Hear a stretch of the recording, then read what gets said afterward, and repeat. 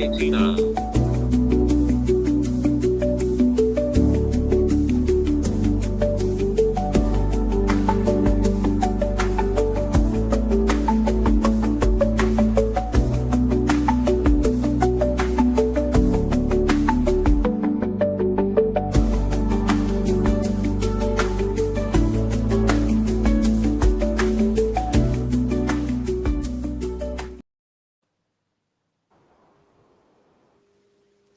Well, hello and a good evening or good afternoon, depending which time zone you are tuning in from.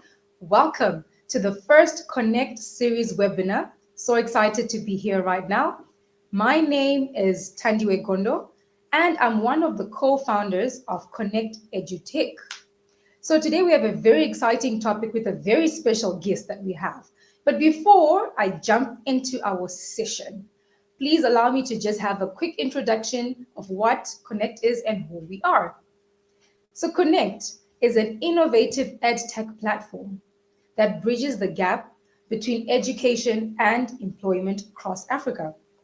We are helping students discover personalized learning and career paths by using data-driven insights to connect them with academic institutions, funding opportunities, and employers so that they can actually make informed decisions about their future.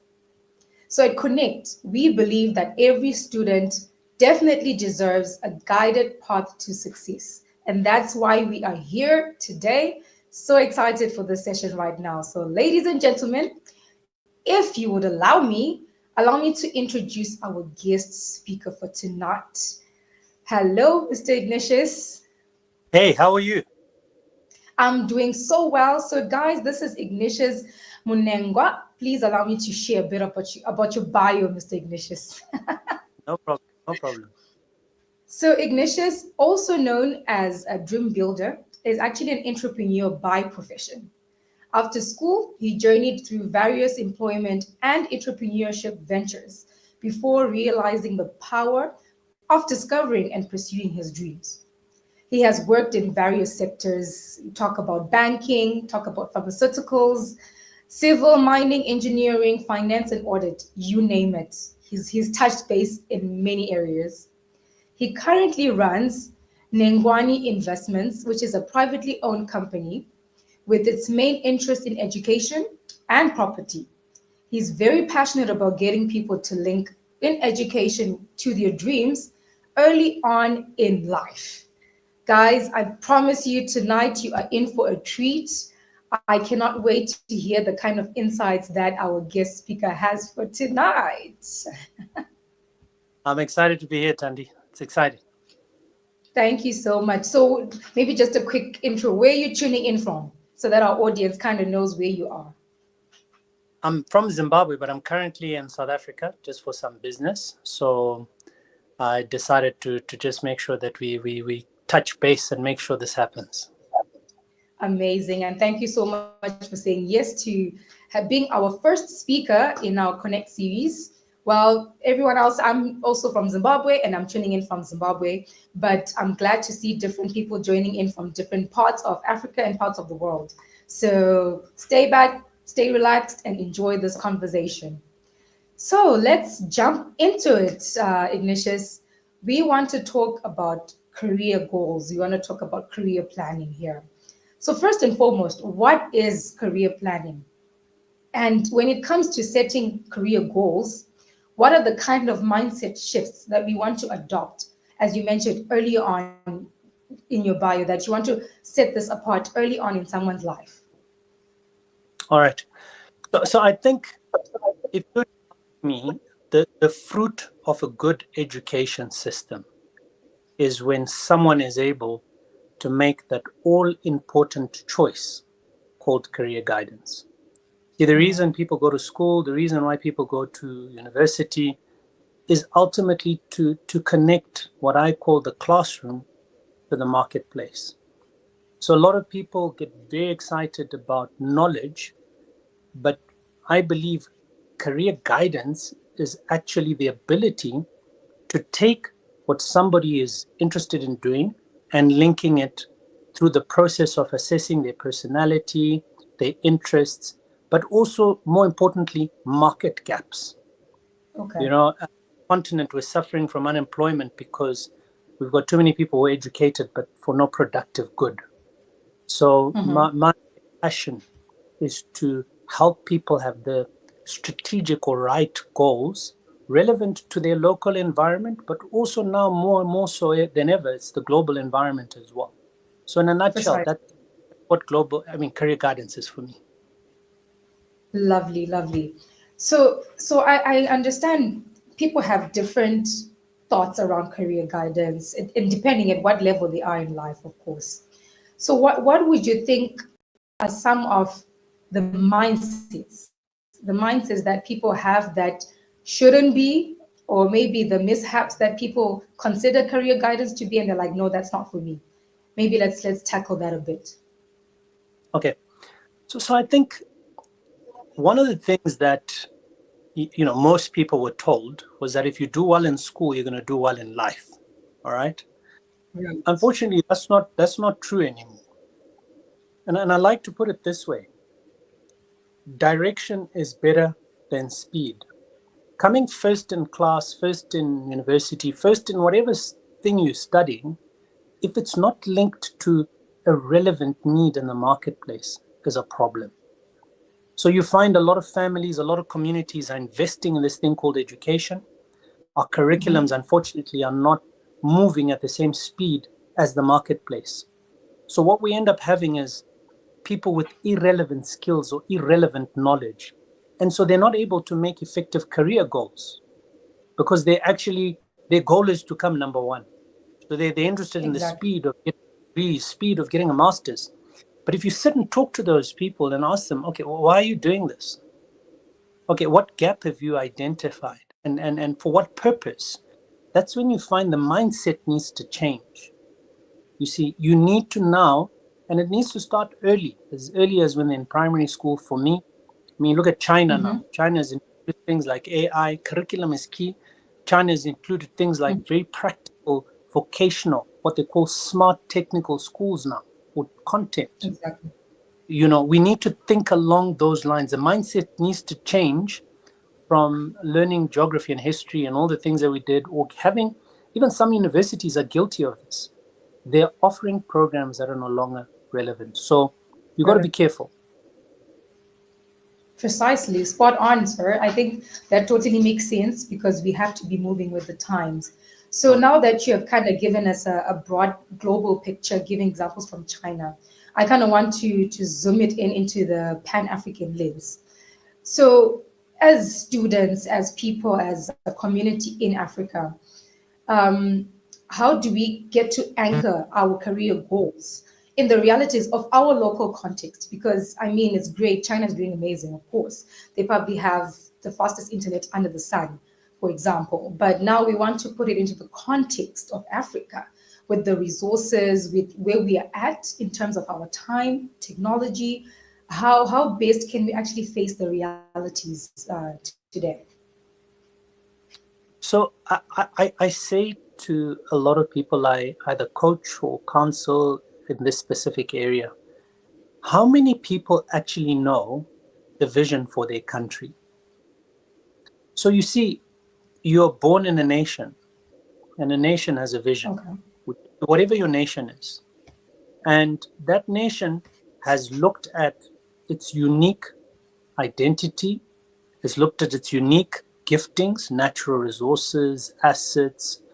You're born into a country with an existing market.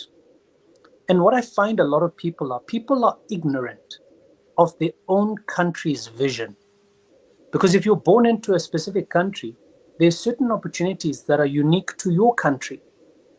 And when I look at True. Africa, you need to know what your country's vision is. And this is not a political statement, it's not a political anything. It's just, if you don't know the Facts. vision, and in every country, some countries, particularly if I look at Africa, there's a big industrialization drive with AFTA. But in your country, maybe you've got a dam, there's lakes, maybe tourism is big, maybe, I don't know, mining is big. You need to be aware in terms of the local opportunities. Trading is big. And now if you don't know those particular specific visions, you're not going to be able to participate in your market. You see, I equate knowing countries' markets like playing chess. You Okay. need strategic moves, not just moves. You know, when you play chess, for those that know and understand chess, to win in life is like playing a game of chess. You've got to be Okay. able to make strategic moves starting in your own country. If you go and Google in countries, you'll have a strategic document of some sort. Where is the government going? Because you need to flow with their river, whether you like it or not. If money is being allocated to youth development and to this particular industry, you know, in my country, in Zimbabwe, there's a lot of mining, you know, there's a lot of, Yeah. it's got the highest gold per square kilometer, for example.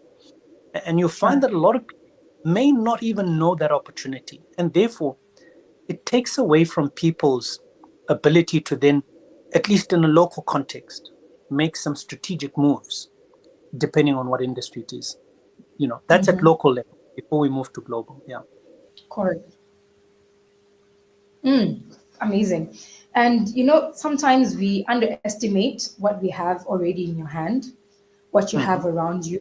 Sometimes it's just a matter of opening your eyes to see, wow, there's an opportunity right there before we even shout to run to the global platform, right? Locally, we can actually make use of what we have. And it's interesting because fact being known by everyone that Africa's youth population is rapidly expanding with the working age of about maybe 15 to 64 years, it's expected to actually double. So imagine in 2024, the numbers were at 849 million, but it's being projected that by 2050, we actually will be at 1.56 billion. Can you imagine? That's crazy, right? And despite this growth, you still get to see that 80% of the young Africans aspire to high skilled jobs, yet only 8% actually find these opportunities. So now my question around that, Ignatius, is with the way the job market is evolving so rapidly, how can someone who's listening or the students practically align their academic paths and their personal development to these future skills across Africa? All right. So I feel you're quite right. And I love the numbers you've shared there. We have a growing youth population in Africa.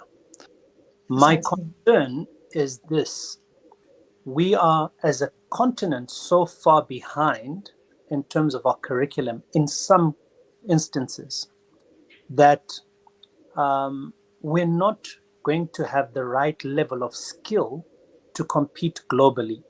As much as we're Pan African and we talk about Africa, if you look at the way we live in Africa, a lot of us are using imported brands. I'm using an iPhone, you know, and I wear clothes from X. Most of the clothes are being made in China. You know, that's what they've positioned themselves. But the challenge now is, if we are not intentional about creating a new set of skills for this doubling youth population, we're going to have irrelevant qualified people. So one of the things that I'm encouraging people today, there has never been a time on planet Earth where you can now acquire skills by yourself. You can actually Okay. now, education has shifted, right? So we need to be able to acknowledge that there are some skills, especially when it comes to digital and other specialized skills, renewable energy, etc. There's a lot of information you can get. And I'm asking people to be intentional and strategic about positioning yourself into skills that are actually going to make sense for the future. If you're not, we're going to fall behind. The curriculum, we can't manage that. That's a very high level policy issue for most governments. So unfortunately, some people are going to be caught up at school and in tertiary institutions. But you need to make a choice. And I'm calling on some of our elders, some of our established business people as I go across different countries. I'm asking them to invest into the tertiary institutions. If you look at America, most of the Okay. universities were built by the community. We need to actually create centers of excellence for our own people.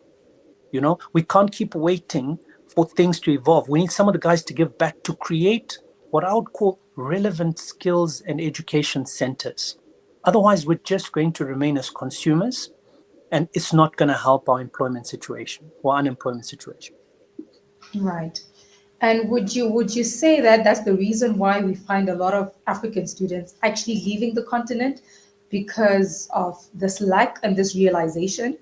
And if so, how best can we pull back the human resources into the continent? So I'm in two minds about that. You know, I think that because we're a young population, that's an opportunity. The rest of the world is an aging population, right? You look at most of the baby boomers in Europe, in America, they're aging. And where are they looking for talent? It's Africa. Who is the biggest investor in Africa? It's the diaspora. So as much as many people look at it as a brain drain, I've been challenging people in that regard, that if we have excess human capital, we've got to start looking at a different model and concept that I'm calling brain investment with a return. Okay. We need to actually acknowledge that we have very brilliant, gifted people that we can export, just like Cuba did with their doctors. Cuba had excess doctors, well-known success story. They've got doctors all over the world serving different nations. I think we need to, one, look at the idea that if we have people going abroad, we're not necessarily losing them. Now, we can release people to come back. I think China, Japan did that. They sent people to America. They studied how to make cars. Look at where they are at now. So I do think where we are gifted as African, we need to also develop the intentionality to say, hey, we're mining, but let's not just keep, exporting raw materials. Let's send some people over to Russia, wherever they are mining, magnets of countries, and let's learn, and then let's bring back that skill to develop the country or the continent. But without that intentionality, whatever we think we're being patriotic by remaining in Africa is not going to work if we don't expand our horizons into a global arena to acquire global skills to come back to build our countries. Okay, makes total sense.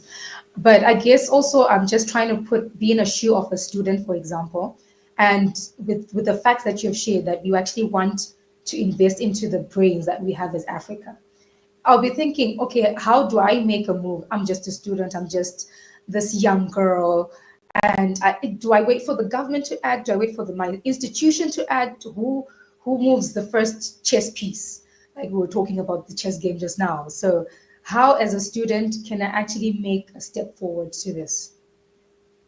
Okay, so if you're talking about global, there are minimum requirements for global.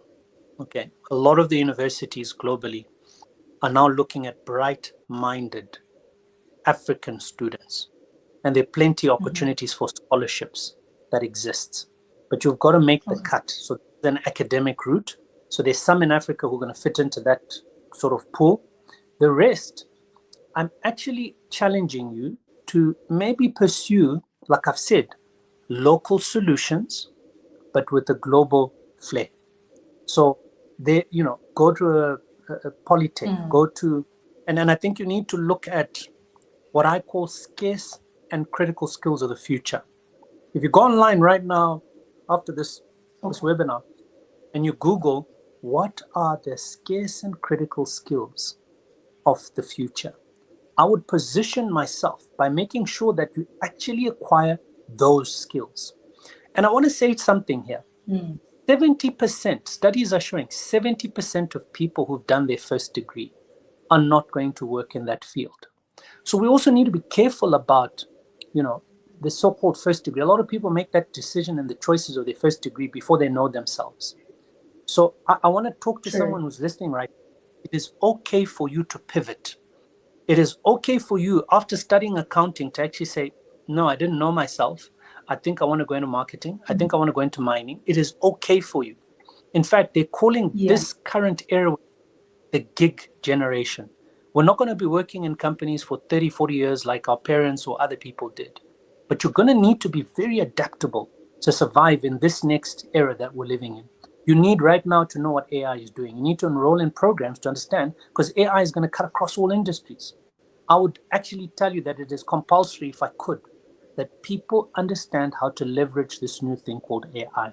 If you don't, you're going to be left behind. It's not going to disrupt the world.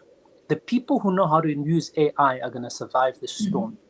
But the people who don't, they're going to be left behind. Very true, and that's spot on, sir. And the realities of maybe in the African context is once you start a journey in a particular field, you have to see it through. And I think like what you're talking about right now, it's not the case anymore. Like if you say my first degree was an accountant, I have to do a CA, I have to do my master's, I have to do my PhD in the same field. I don't think that's the same context that's going to work for this current generation. It used to, and we acknowledge that the older generation was perfect with that. And they get their 20 years worth of experience in that particular field, and they can actually put that on the table. But unfortunately, with the generation now, it's a bit tough to stick to that. Like, and I love the advice you say, it's okay to pivot. It's okay to It's a, discover yourself. It's okay to learn. And I think that's the whole part of career planning. It's not a full stop at the end, it's a journey. And you really it's a just journey. have to embrace it. It's a journey, right? Amazing. And I like how you have already highlighted certain things that they can look out for skill sets. But I'm just wondering if you have actually noted down some particular skills that people can look into across Africa. If you've gone to different African countries, please share your wealth of knowledge and what you have you seen in different industries. All right. So maybe I'll put it this way. I think it's important for you to identify the gaps, right? I want to go back to that. What I'm finding is that in every person's career, I think there are two rebirths. There are two moments in life. There's the first time when someone makes a decision about this is who I am and I'm going to do a degree or I think this is it. But what a lot of people don't do is they don't check with who they are. I'm going to give this example, okay? I think Einstein shared this story. And he said that imagine if there was a test and this test was being done by a headmaster, but it was being done in a zoo, okay? And there were animals, there was a string of animals. Okay. There was an elephant, there was a lion, there was a bird, a fish, a leopard, and a monkey. And the test on that day was who's going to climb the tree the fastest. Now, on that day, obviously, the monkey would win. And I share this to say, if you do not know who you are, can you imagine an elephant trying to climb up a tree? Goodness, no, I Where, can't even imagine that. that someone is pushing an elephant up the tree for a reason, because it's an impossible feat. This is, Yeah. I can't emphasize this softer issue, and it'll address the question you're asking. Many people we're not taught this in school. We're not taught this in life. We're not ever taught, the opportunity for you to actually ask yourself, who am I? And in the question in my story, what animal are you? Because are you a land animal? Are you an air animal? Are you a sea animal? That is going to become your unique value proposition. You need to align. So I see things aligning, and when you align, that's when you find people having what they call a midlife crisis. That's when you find, and can have it earlier. They have it. Some people can have it in their 20s. Some people have it in their 30s or 40s. They end up saying, "This is not me. I know I did this, but this is not me. I'm a people person, or I'm an introvert, and yet I'm doing sales, and it's not me, Or I'm a very structured. I pay attention to detail, but the space I'm in right now is asking me to not be who I am. So I think there's an alignment there that's key between who you are and the opportunities that present themselves, and then having the courage to pivot when the need arises. We're living at a time where things are changing so rapidly. We had a cell phone 25 years ago, it was a brick. Now we have a smartphone that's more powerful than the first computer. And now we have robots. And now we have, that's what if you don't adapt and align it to who you are, Yeah, I'm finding that in nations, the nations that are adapting the quickest, the people that are adapting the quickest are the ones that are not only going to survive, but they're going to thrive. Mm-hmm. So unfortunately, I don't have a Mm. practical tip for you right now. Maybe I'll share it at the end, some of the practical things that I think people Can check out. No, I think that's exactly where the mismatch is. We don't get to understand who we are, the gifts that we have, and actually make use of them in whatever industry that we see. So I think it's worth the thought for people to actually observe themselves, to learn. And I think if schools and institutions, and I hope maybe we have some institutions listening to our webinar as well, that this is a cry out from the community to have these kind of programs that we actually make people self-discover way early on in the educational route, that by the time they are an adult or a young youth, they actually have a better and a clearer idea of their interests and their talents. So I love that. And just to interlude, guys, if you are online and you're here, please feel free to share any questions you have in the comment section. We will be happy to tackle them at the end of the session. But so far, I think we are enjoying all the nuggets we're getting from Ignatius. And keep staying tuned. Share with your friends if they are not online with us already. So back to some pitfalls. I want to ask what kind of pitfalls that can be avoided, because right now we're already seeing that the significant of African workers, about 82%, are in the informal employment sector. For example, a beautiful nation like Zimbabwe, or many countries actually have a very large number of informal employment. So earlier on, we were talking about the mismatch. And with this kind of numbers, how best can we make sure, besides, of course, aligning to our special skills, how best can we make sure that this number decreases on our end? What can we do as a community? What can we do as institutions? What can educators, governments do to make sure that this number doesn't skyrocket? All right. So I'm gonna tackle that question in two ways. The first is that governments have a responsibility. All right. So in any nation, the government has policies. Policies. That's why I said you need to read your country's policy document or vision document, because policy Okay. determines cash flow exists. Okay. So here's the challenge I'm seeing across Africa. If you look at most of the informal sector, most of them are traders, and traders not of African products. So what you find in a lot of cases is a lot of people are importing, comes through the border, and they sell it. And the negative impact this has on that particular country is that it's deindustrializing the nations. So we're losing jobs. So a good example is when you walk into a supermarket. Just Mm-hmm. next time you walk into a supermarket, I want to challenge you to see in your specific country how many local brands are on that shelf. Because the supermarket Okay. is just a trader, right? It's just a big trader. So Correct. if you see that the bulk of the products are imported, that's not a positive sign for Africa. And when I say the bulk, Mm-hmm. I prefer African brands, okay? Because we have an AfTA agreement, 54 countries, $3 trillion worth of a market share. So Right. I'm happier to see African brands in stores than imported. You know, in Zimbabwe, I saw the other day we have imported tomatoes, canned tomatoes. And Okay. you see, this is the mismatch I'm talking about. We Yeah. in our communities, we have tomatoes that are rotting because we True. can't set up canning to not only preserve what we have locally, but export it as a brand. And this is the skills I'm talking about that we need. It's entrepreneurship, but it also Mm-hmm. comes with an element that a lot of African people are not yet aware of, with this IP. Okay. Africa does not recognize the value of its ideas to answer the problem I'm highlighting. So out of all the registered IPs in the world, Africa only contributes 1% of registered IP a year. That does not mean we're not clever. Gosh. It just sometimes we are not aware of the Mm. value we can.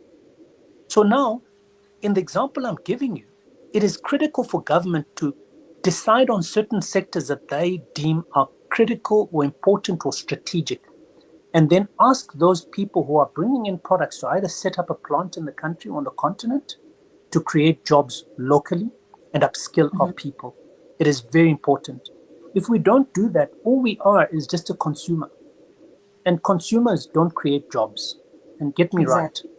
We just don't want to Exactly. be $5 billion worth of people that you can feed, clothe, transport. I mean, look at the cars. Are you telling me that as a continent up to now, we do not have a locally manufactured vehicle? We're all consumers. Just look at what's happening on the road.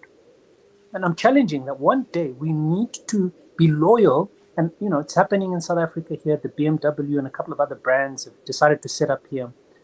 But we need to wake up to who we are. So at government level, that's the first thing. Let's be strategic. We need, I mean, Burkina Faso, I mean, this guy's very general, very topical, you know, General, I forget his name, Ibrahim. Yes. Good example. Uranium was being sold for 80 cents to France, right? When they were still under France. France was selling it to the rest of the world for over 200 euro a kg. They were making $1 billion a year when they were under France. They're now able to get $300 billion worth of revenue per year. Now, who, you know, they say Africa needs aid, but I don't know who was aiding who in that situation. Exactly, right? That's a mild example of what is happening across the continent. Now he's able to give education. Now he's able to give free health. So I want to emphasize the importance of good governance at the highest level. It does create an opportunity for everyone else. So if governance doesn't happen right in terms of protecting this thing that we call jobs, which comes through allowing people to bring cheaper stuff when your own people are making it, we need to be strategic. It's not for all industries. There's some industries like cars. We you know, most of Africa can't make cars. So but at some point, imagine if we went as a trading bloc as Africa, and we said with immediate effect, we're not buying any more second-hand cars from Japan. You know, we're not buying any more second cars. We're not. If you're going to deal with us as a bloc, we want you to set up a plant, and we select where the story of Africa would change. We would be making our own electric vehicles. We would be making our own solar panels. We would be having our own solutions at policy level. It can happen in our own country, but when we're divided, it's much harder because our markets are too small. I want to go down to the individual level. At the individual level, I keep reiterating this particular point. I link it to the supermarket story. You need to find the gaps. Like I said about our local story in Zimbabwe, there's an opportunity to set up a canning factory for a lot of our produce and then create business across the region. Where are the gaps for you? Education is a big industry. I'm telling you right now, education is going to be huge. A different type of education, not as you're seeing it now, more a skills development type of drive, right? So I'm seeing that if you're not intentional, as I keep repeating, be ready to pivot. What can you do? You've got to be able to observe and then lobby. We need to have a generation of lobbying to say, no, government, you can't, because people are closing shop. And most graduates now can't find jobs. Most people, even if they're skilled, they're not able because it's just cheaper to bring in the finished product. So innovation, yet entrepreneurship is the vehicle that creates jobs. So how can we protect our entrepreneurs if our borders are open and they cannot compete with global giants? Spot on. Wow, this is so good. Guys, I hope you're learning. Be intentional. Be intentional. I think that's one statement that we're really trying to cut across. I think we have a question in our chat. Question 1: what is the role of AI in this modern day in terms of business? Perhaps we can just pivot and tackle that question. Guys, continue putting your questions in the chat box. We really want to make sure that we're on the same page and we're able to actually give you information that's helpful. So as you do that, let's tackle this question, Ignatius. What is the role of AI in the modern day in terms of business? So I think this is more on a tech vibe. So as I said, if I could, I would make it compulsory for every African child to learn AI. And I'll tell you why. Let me give you a very simple example. The first AI was a calculator, all right? before we didn't have calculators. So people used to say, we all crammed the times tables, 5 times 5 was 25. And then suddenly a computer came and said, hey, you can do 1,344 times 565. And the answer was boom, right there, Right right? there. So suddenly, people who had calculators had a competitive advantage to guys who were doing, multiply by, and writing it all out, So in every single industry, right now, the biggest investment by the biggest global trade players, America, China, India, you name it, Russia, they are all investing in AI for all their sectors in governance and all their sectors Mhm. in business. It's the biggest investment right now. So, what does that mean Okay. for you? If you're a business person in Africa and you do not understand how to use artificial intelligence to leverage your business, you're falling behind. I mean, business Mhm. plans are a thing of the past. I mean, PowerPoints, email responses, you name it. There are people being taught how to ask the right questions, how to probe this artificial intelligence, how it can even create programs for you. It can even design solutions. It can design a marketing campaign. It can tell you how to start and initiate and grow your business. It can answer. Exactly. Obviously, there's an element of adding the human touch to it. It is not going to be possible for you to have a globally or even locally competitive business if you're not understanding how to leverage AI. You can't.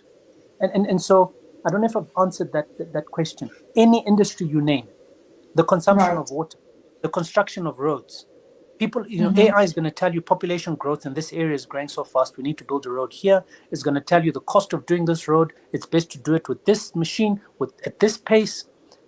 And if we don't have that advantage, tourism, if we don't have that, look at what's happening with universities right now.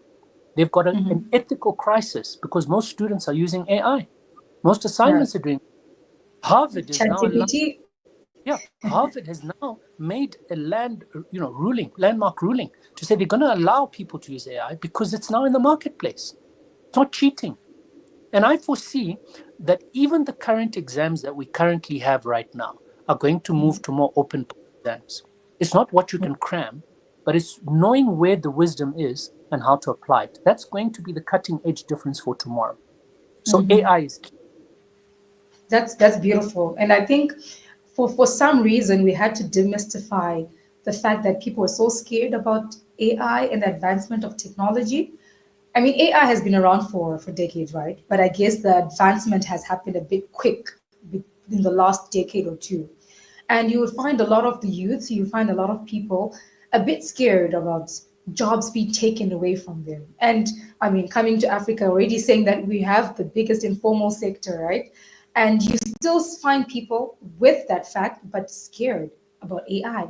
But we're trying to say, no, this is the time to actually link up with AI, link up with technology to make sure that you're still relevant in the market. Because if we keep crying and we keep going back to say my job is no more there because of a robot, then at the end of the day, we're not progressing. So precisely, I think we really need to make sure that we match. Let me add one more thing there, Tandy. Mhm. The gap for Africa where AI is concerned is what I'd call data centers, because AI Okay. works with data. Okay, so you'll find that one of the things that's going to be really, really important. All of us either use Facebook, LinkedIn. You see, all of those places are actually monetized through data. So they know our patterns, they know what we do, they know our likes and dislikes, and therefore these people sell this information. But in Africa, because we're not yet fully digitalized, the rural areas in most cases, there's still the digital divide, you know. And I think that the biggest opportunity I see there is for us to know who we are, and to create that data for AI to make sense for us. Otherwise, all we're Okay. going to be doing is using data of Europe, using data of America, because it Right. won't be Africa-centric. And I think that for me, as much as we talk about AI generically on business and other principles, but I think there's certain opportunities that I feel will make more sense once we have enough data centers that actually speak to who we are as Africans and what our Mhm. real needs are. Hmm. I think another AI question just popped in, but I think we've kind of also tackled around it. The question is, can we use AI to map skills distribution and academic capacity utilization in Africa? I mean, I guess the answer is yes, but I don't know if there's any additional points you would want to put towards that question. Yeah. So you see, like you said, AI has been around for a while, and I think people haven't realized this. So in first world countries, etc., now Europe, things like Australia, UK, they have Mhm. what they call a critical skills visa, right? Have you ever heard about that? Yes, yes, definitely. So if you're a plumber or you're an electrician, they'll tell you, hey, if you've got the qualifications, come. But what they've done is they have done a study, a skills audit, and they've looked at their nation and they've said, sheesh, our population is growing. We're shortage of nurses with the rate of development of the mission and vision that I said people need to be aware of. We're going to have to build this, number of roads that we want to build. We're going to need 1,000 engineers. We're going to need 1,000 software developers. We're going to need X. So South Africa does one. So every year or every 2 years, South Africa actually does a skills audit. And I'm not sure if other countries do, but I do think generically most countries know the gaps. And I think that's the space where we can leverage AI for skills in Africa. And then we connect the classroom right back to the gaps. You see, Right. what we're currently doing is most of our youth are unaware of the gaps in the marketplace. All they're interested in is coming for one. They have no idea what's waiting out there in the marketplace. They're just told, do well in maths or come first in your degree. And they're like, but, is this going to be productive to the nation? So we're wasting a lot of our bright minds because we're not guiding them into these gaps that I'm talking about. And once we know what these gaps are, what's currently happening is we are outsourcing our biggest opportunities to foreigners because our own people don't know them. So now Exactly. we don't have enough civil engineers. So we end up with other countries coming to fix our roads. We don't have enough people who are able to actually leverage tourism, or people don't even know what their minerals are. In my country, in Zimbabwe, for Very example, true. one of the things we're saying is we need to wake up. We have a community in a place called Mutare. And Okay. excuse this, people were urinating on diamonds because they were surface My diamonds, open. goodness. They did not know what a diamond looked like, right?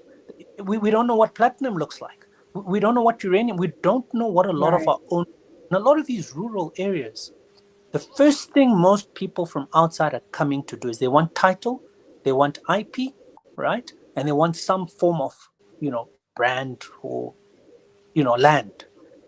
Our own people are unaware of the wealth that they have. Yeah. And I think AI can help to start saying, hey, here are the opportunities. Exactly.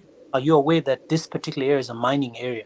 If all the mining engineers in the country could get together, right, why can't we have the mindset of not being a mine worker, but actually owning the minerals? I've diverted a bit on your question, but I felt that's a key point to make. Lovely. But no, you're speaking facts. You're shooting facts. So it's still all good. All good. So yeah, so I think we really just need to open up. That's quite a devastating case, and that's the reality that we're facing in many parts across the continent.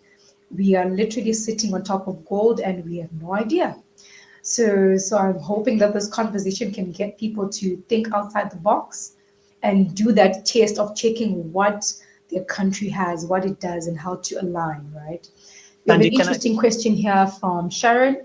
Which is the best age to do an aptitude test?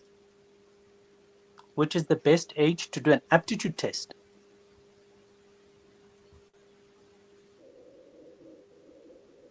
Sorry, Tandy, did I hear you? Yeah, Can you,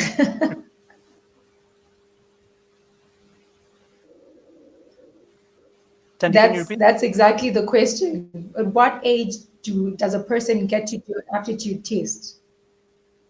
So I think there are two seasons, at least during secondary or maybe tertiary. I would say when people are going through their teenage years, this is a good time. I think a lot of teenagers are finding themselves. That whole season is it's got its own challenges, for lack of a better word, in terms of you're beginning to become a woman or a man from a girl or a boy. And so at that point, so any age from about 14 to 18, 19, I think that's why you find that's the time when most school people end up selecting a career. They end up selecting subjects, not a career per se, but the combination that influences a potential lifelong decision, sciences, arts, humanities, etc. The other time to do an aptitude test is early in your 20s, right? Mm-hmm. In terms of early, because the question is, how early can you do it, right? You just need to find that alignment again. So it's almost like you are doing an asset test to say, am I aligned to what I'm doing? In most organizations, they actually do aptitude tests at work. So they do a test and they say, are you in the right place? Right? Are you actually meant to be in accounts or sales or engineering, whatever department you're in? They always do these tests because at some point you're only going to enjoy really doing something that's aligned to who you are. So the answer, the long and short of it is the sooner you can do it, the better. I recommend teens. There are some amazing kids who know from ages 10, 11, your Tiger Woods, they're born and they're playing golf at 4, 5. You have some prodigies like that. It's amazing. It's not everybody. It's not everybody who has opportunity and the chance to do that. But aptitude tests are now available online. There are many free aptitude tests. So again, you've got no excuse not to know at least some measure of who you are and what careers would suit your personality. Mm-hmm. That's fair. That's fair. Let's see which other questions we have to tackle right there. So, okay, I'll start with McDonald's question, mentioning in a world that is fast changing and evolving across spheres, how do we still view, value, and manage the concept of a career in quotes? Well, I think we tackled a bit of this earlier on, but I guess just that term called career, is it still the relevant term to use, I guess, if I understand his question correctly? Just repeat your question, Tandy. I lost you a little bit there. All right. So from McDonald, we have a question coming in.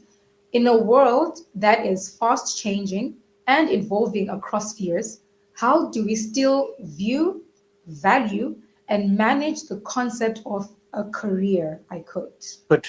I got you. So I think I mentioned earlier, I would agree with, I hear the direction he's taking it.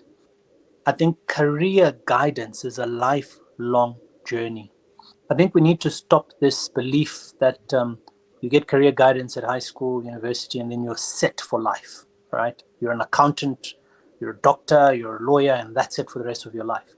There are some areas like medicine where it's pretty much a life career, but I do think there are other sectors that I'm asking people to be adaptable to the changes that are happening, okay? Where, as I mentioned, this is a generation of gigs. People are going to work somewhere for 2-3 years, and then they're going to pivot, and then they're going to, because the technology is going to pivot, or the industry is going to, the way business is being done, the banking system has pivoted. Before, we all used to walk into a bank with a teller, then it went on your phone, then it went online. Now there are chips and all sorts of things. So again, if you're not pivoting, that's why some industry can be huge in one era and then collapse in the next, because we're in a space where things are changing so fast. Exactly. Your current job, right now, if you're listening to me and you're in the marketplace, your job is at risk. And many people don't know that. If you do not upskill who you are or pivot into knowing how to do the business that you're in more efficiently with technology, different machinery, you're going to be left behind. So this thing of I got my degree 10 years ago, I'm set for life, not going to count. It's just not going to happen. You're going to need to do this thing that they call continuous professional development. You're going to need to, and it's across the board. And some of it is not even going to be prescribed. You're not going to be told. You need to know. Like I'm telling you now, if you don't know AI in the next 24 months, if you're not, in tune and swimming like we all are with digital, you're going to struggle. You just struggle. True. And I love a testimonial, I think, if I'm reading it correctly, from Nigel. He's apparently a data analyst. And he says, I've got to share how transformative integrating AI into my daily tasks has been. It's not just a small improvement, it's fundamentally shifted my workflow. So there we go. You see, if you actually attach the skills, the AI, the technology into your day-to-day life, day-to-day work, it's gonna be significant. It's gonna give you results that are much more positive than it could have. So I'm glad to hear that. Thanks for sharing, Nigel. All right, so we have another question. Just checking in with our time. We might need to wrap up soon. One more question here, sir. As a Zimbabwean student, and she's pursuing a degree in a technology related field, how can I become globally relevant despite being in a country that lags behind in terms of technological advancement? Okay, that's a fair question. There are many opportunities for you to sharpen your skills online, specifically with digital knowledge. Okay, so let me walk through a practical example for you and maybe for other industries as well. So I'm going to do it twofold. So your first question, in terms of you being able to have a skill that's global, there could be some limitations, practical applications, okay? Especially if you want to work in, one of the things people don't know is some of our biggest, companies in Africa are actually defined as small to medium enterprises globally. You know, I think we contribute, they say, 3 to 4% of global GDP as a continent. So when you take that into consideration, you may need to realize that you have to do the best you can where you're from. But here's a secret I coach a lot of young people about standing out. Because unemployment is huge in most African countries, and you're Yeah, competing with people with masters or degrees or years of experience, I exactly. often encourage young people to do the following. And I call this the Ruth principle. It's obviously from the Bible. If you don't know Ruth, Ruth was a young lady who went and worked early on a particular field, and then also worked late when other workers had gone away, right?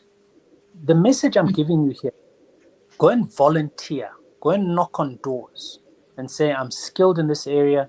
The first time they'll see you, they'll be like, yeah, Ignatius, look, we saw you last week. You came, we told you there's no work. And you're like, no, no, no, no. I want to work for your tech company. You do not have to pay me. I will fund my own lunch. You make a plan with family and friends that it is at no cost to that company. And Right. the first time you go, they'll tell you, hey, we've seen you so many times. Come on. This is the difference between people who want something in an industry and people who just wish it. The 10th Right. time you go there, and it works in most cases. They're going to be like, you know what? I like the attitude of this person. And at the end of the day, what is it going to lose me? It's not costing me. So what happens is most companies will end up saying, Ignatius, okay, just come. We'll give you something. All right. So you end up signing potentially a volunteer contract. But what you've just done there is you've put yourself and given yourself a competitive edge where you've removed yourself from the 5,000 or 500 people who are, vying for some position that is not there. You now get in that organization. You're now being mentored. Skills transfer begins to happen. And this cuts across any industry, right? So you begin to be trained. So you work there a month, 2 months, 3 months. But what you've done is if you're intentional about this, go to work early. Ask to solve problems beyond what you're being. Be studious. If they ask you to clean toilets, clean floors, do it, right? Wow. You leave after 3 months. Guess who they will phone first when an opening comes in that company? You've just given yourself a huge Yeah. opportunity to not only market your capability or ability to learn, but you positioned yourself in your local environment to now say, I can Mm. apply what I learned, right? I know for a lot of people, it'll be like, but I need to eat. I've got rent, I've got things to do. That's why I said, this is where we need to network. This is where we need to come together as a community. This is where I'm saying you need to Yeah. have a personal vision about the determination. I promise you, when you go the 4th time and they say no, it's going to hurt. And when you go the Yeah. 10th time and they say no, it's going to hurt. But my question is, how badly do you want this? Because for many people, it's not a commitment, it's like a wish. And that's what that's what differentiates a lot of people in this current environment. We've got too many people who are qualified, many of our countries. We've got graduates everywhere. This could be that missing practical step for you for your next step. There's no guarantees. Yeah, it may be a no, but I promise you, there's a way to stand out. And sometimes just hardcore determination and grit is much better than some intellectual who says, well, I got a degree, I came first, they must hire me. You're not entitled to anything in life, but you're only entitled to that you fight for. I think we need an African youth that is determined for a vision to build this continent or build your country. And it's not going to come with you sitting there with pieces of paper and some skills without grit. Wow. I'm loving that. I'm loving that. That is real practical steps. I think we need to be humble as a generation to actually put ourselves into the industry, because I think at the end of the day, your worth of experience is what's going to take you further. So the more you get knowledge, learning from the gurus, learning from those already in the industry you want to pursue, you got your 5 stars right there. This is amazing. We're almost towards the end of our session, guys. And perhaps, Ignatius, if there's probably any other take home points that you want the audience to go with, maybe just a closing remark. If there's no other questions in our chat box, I think feel free to give us the last nuggets of the night. All right. So I often say to people, dream big, start small, and always finish strong. I think it's one of my signature statements. And I want to encourage people with this. There's no better time to be alive than now. Whatever you think are problems, personal, I don't know what your background is. I don't know where you're coming from. I don't know what your situation is. But a lot of personal and national problems are actually opportunities for us. If we're able to face them, if we're able to rise above them. But it starts with you knowing who you are. And I love Bob Marley's song. I think it's very apt for Africa, for the youth. Emancipate yourself from mental slavery. None but ourselves can free our minds. We need to stop getting and becoming masters of business administration, which is like almost we are trained to become servants. And I wish we could begin to have a masters in business ownership. We need a mindset of being kings and royalty to be able to understand that we can also participate at another level. We mustn't be fighting to be, till operators, bank supervisors. We must also be fighting for a piece of our own homeland in our own front and backyard. We mustn't just continue. And this is going to require, like I said, policy. We need to be more united as Africa, so know who you are. Know who you are. And when you know who you are, even the way you embrace problems will be different. You will fight for what is yours. You got to fight for it. Life is not going to land on your lap. You're going to face you're going to have to face some of your personal demons. You're going to have to for you to become who you are, and then you're going to have to fight for your space in life, and you got to do it right. There are no shortcuts. Many people think you can take shortcuts, in terms of integrity and ethics. There are no shortcuts. You can go somewhere and you think you've gotten there fast, but the faster you get there, the faster So those are my words. I want to encourage you, dream big in your space. Learn to start small, which means break it down. And then finishing strong for me is, do or die. You got to have that mindset. I'm doing this. I'm committed to it. I've got no plan B once you set your decision to it. And I think you'll make a big difference. I love that. That's amazing. This has been a very informative and great session, Ignatius. We really just want to thank you so much for this deep insights and the practical wisdom shared today. I think it's pretty clear as the youth, as young Africans, that defining career goals, planning, whatever name we give it, isn't just a short-sighted journey. It's a long journey, and it's collective. It's not going to be an individual that's going to change the world. It's a community. It's a village, and I'm so glad that we're able to learn how to align our educationals our education and skills for those future opportunities. And I think it's not longer optional. It's this has to be done. We have to plan, we have to think ahead, we have to think outside of the box. And this is where we're also even coming in as Connect EduTech, right? Whether you're a student, we're talking to you, whether you're a mentor, whether you're an educator, Connect is here to support that journey. And by using the same technologies, the data to guide students to right opportunities. So please make sure you reach out to us, connect with us to help you take you to that next level. Please make sure to follow our pages. You'll find us there on LinkedIn, Facebook, Instagram as Connect EduTech. And I believe you can also find Mr. Ignatius on LinkedIn, right? With Ignatius Munengwa. Is that correct, sir? Yeah, let me just give them my social media handles. So you can follow me on the following social media handles. It's Ignatius Munengwa on Instagram, Facebook, and on LinkedIn. And on TikTok, it's dream_builder. It'll be my pleasure to have you guys follow me and just see some of the work that I'm doing in this education space. Amazing, amazing. It's literally up to us to be future ready, especially Africans. Guys, this is our continent, this is our land, this is what we have in our hands. Let's make use of it. So, to everyone who joined us today, thank you so much. Please remember that it starts with you, and from there, we can build our community and our network stronger together. Thank you so much, everybody. Have a good evening. Thank you.